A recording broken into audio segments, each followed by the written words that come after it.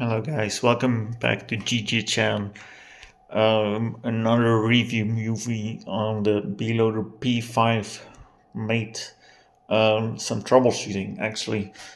While using it, like the way I hooked it up in my first video, I noticed that after a couple of hours of gameplay, every 30 minutes to 45 minutes it disconnected.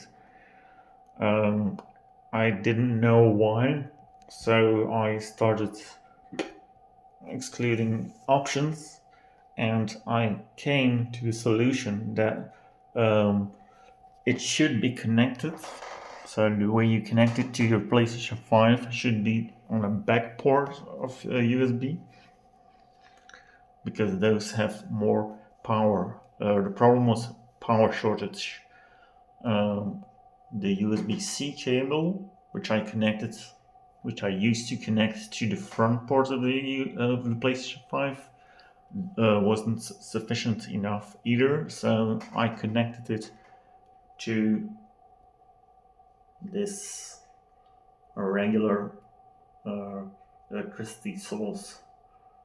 So right now I have my Xim Apex plugged in with my keyboard, which takes also a lot of power. Now everything is working fine, everything is working stable. Another point of troubleshooting was the sound when I connected it through just the back port of the PlayStation 5 and my headset, which is wireless. It's Arctis Wireless Pro. I connected it through my USB 3.0 hub, but this one, even though it was connected to also a back port of the PlayStation 5, didn't get enough power anymore. So the P5 mate is really draining a lot of power. So the USB hub didn't get enough power anymore. So I couldn't choose in sound right now. I can choose USB or HDMI. I'm using USB normally, but this wasn't an option anymore since it's got not enough power.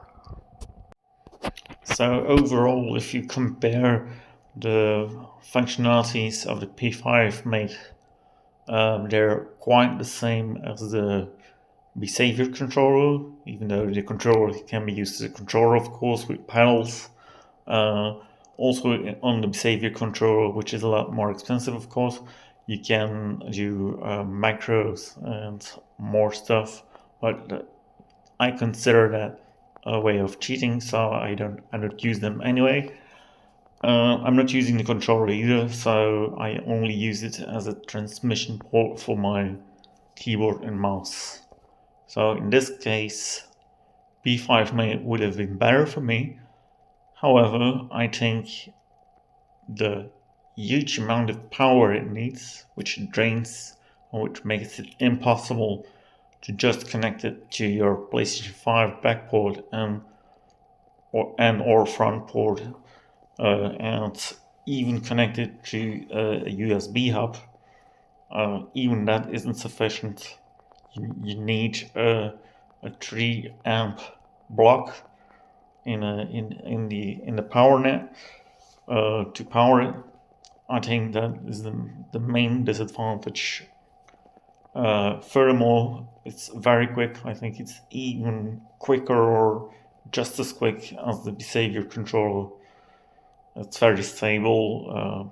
No disconnections anymore, unless you don't have the power to power it on.